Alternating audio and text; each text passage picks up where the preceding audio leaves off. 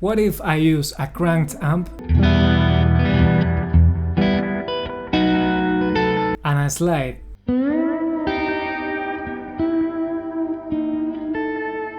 In probably one of the darkest arias in the Baroque operas, which title is Dido's Lament or When I'm Laid in Earth. In this video I will perform my adaptation and arrangement for guitar. I will improvise, I will share with you what inspires me to do this project, and at the end I will explain how my performance related with the song, the meaning of my musical choices in the adaptation, the arrangement, the improvisation, and the year that I'm using to recreate that sound I have here, and some other musical curiosities that hopefully will inspire you as well.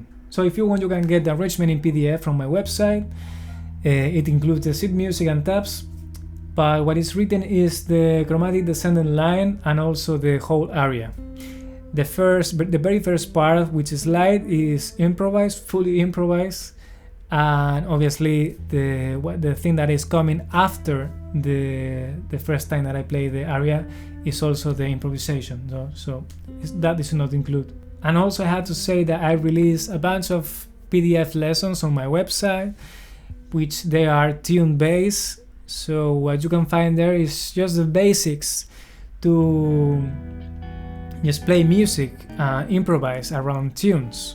So go and check if you are interested. I'm also offering a free private online lesson. There is more info in my website, where you can also check the video testimonials of my students. And also in my website you can get for free 3 educational PDFs, which include Mañana de Carnaval guitar arrangement, Bebop Etude number 1 full of bebop licks for guitar, and also another PDF with basic scales that cover all your needs. And please don't forget to like, subscribe, and share with others. So Dido's Lament, also known as When I'm Laid in Earth, is an aria from a chamber opera called Dido and Aeneas, composed by Henry Purcell around 1688, where Dido, Queen of Carthage, sings her death aria. So the reason behind that is that Dido was scared of loving Aeneas will make her look like a weak queen. But he proposes and Dido eventually accepts. Then Aeneas was told by a god to leave Carthage, but he said that he will fight the god and stay with Dido. Then she refuses, and then she demands that he leave. And when he is gone, Dido says, "Death must come when he is gone." Then she kills herself, very often represented by Dido poison herself. So this aria somehow is a way to say goodbye while the poison makes effect. So the idea behind this video is that a friend of mine, the mezzo-soprano Consuelo Hueso, proposed me a project which is just making a repertoire of Baroque songs made by obviously voice and electric guitar.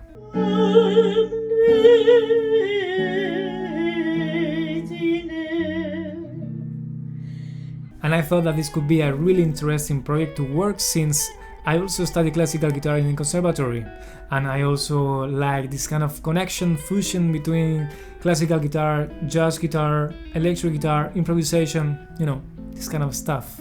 So in order to materialize this thing, I decided to make my own adaptation by just simplify the original one with a different reharmonization, different sounds choice, like electric guitar, like a cranked amp, some effects that hopefully serves the original one but with a different twist. So here comes my performance, hope that you enjoy.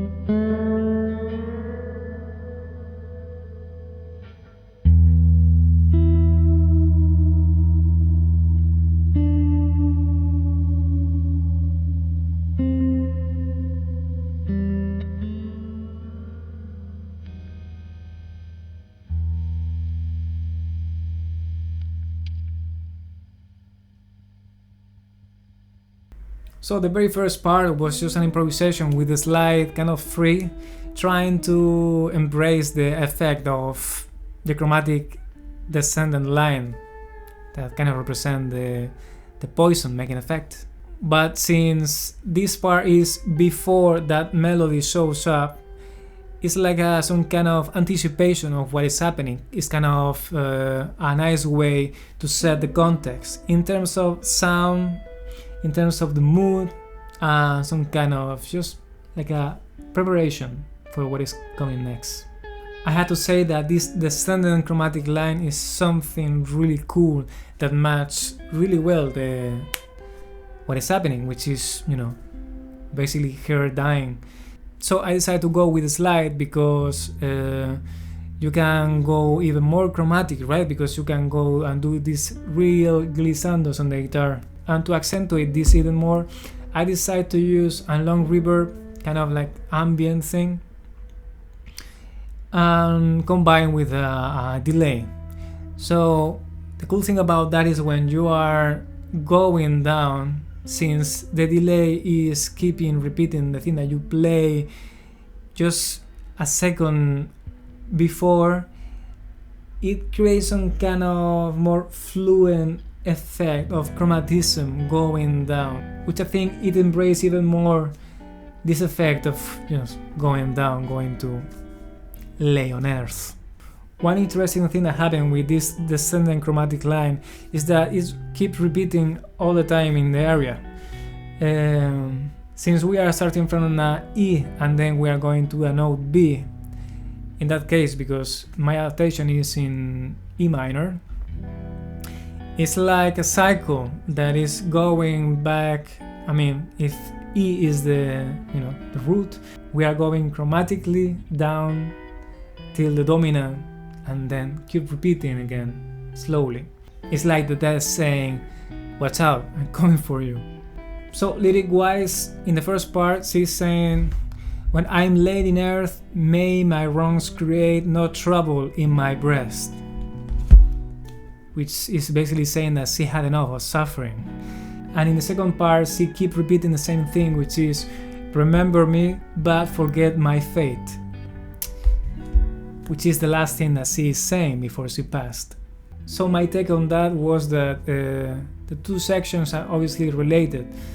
The B section is when the energy, reached the climax before she passed. So my idea was just trying to build the thing up more and more till the climax, but really gradually till the final resolution. In terms of harmony, there is some movement that I love, which I have to admit I wasn't very familiar with.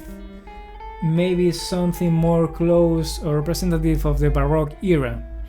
That was this chord, which is basically a G sharp half diminished before the A7 or A minor.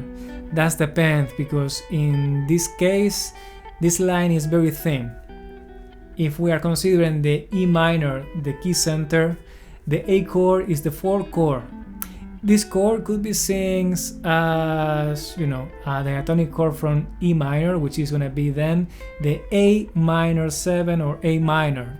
But if you are going to see these four chords in the other perspective of the other minor scales, you might find that this chord is very interesting, because then it's going to be a major chord. And if you put it more, a seventh chord, you can even do it with the sharp 11. So what is cool about that is that if you want to accentuate this A minor or major or whatever, you can play with this ambiguity of the E minor, E major, that you can use to kind of build a new dominant to resolve in the 4, which is the A minor or major. So I found this movement really elegant and really inspiring, that I think kind of embrace the whole mood of what is happening here. So nice thing, Henry Purcell.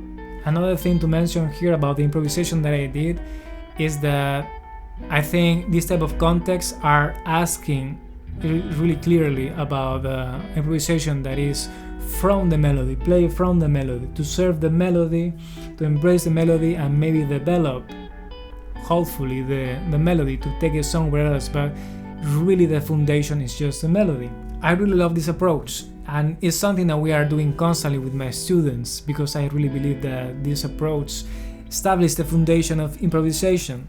Think about that. If you are playing a tune and then you are improvise, but then you are going to be improvising whatever you want, which is totally fine, but it's not even related with the tune itself, then why you want to play the tune? Do you want to play all the changes? And that's perfectly fine, but in my opinion this approach works way better for me, because I feel that the music is just asking for it. Well, I hope that you like this new series of videos. I think it's quite refreshing. I also love that as well. I think it's really nice to share with the community what is behind all this intention, all this playing, and yeah, the mindset that I'm having with music in general. Something that I want to share definitely with people. Don't forget to hit the like, the share, subscribe, and all that stuff, and see you very soon for the next one. Ciao!